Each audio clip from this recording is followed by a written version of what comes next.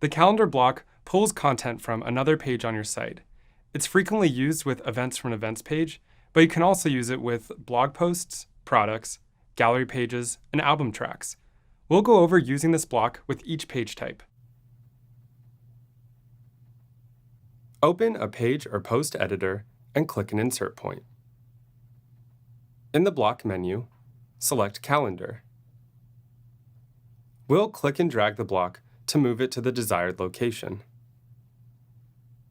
In the Calendar block editor, select an existing page to display links to items within it based on their published date and time. Once done, click Save.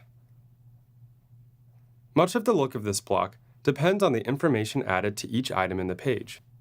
If it has an excerpt, it'll display when you hover over the event.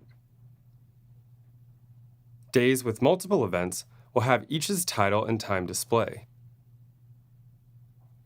And once you click on an item, its original page will open.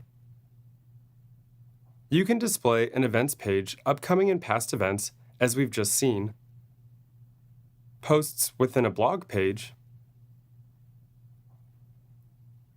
tracks within an album page,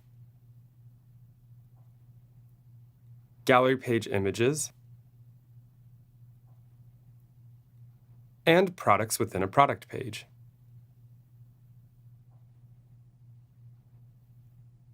To maximize the look of your calendar block, we recommend adding excerpts and thumbnail images to every item. Let us know if you have any further questions. We're always here to help.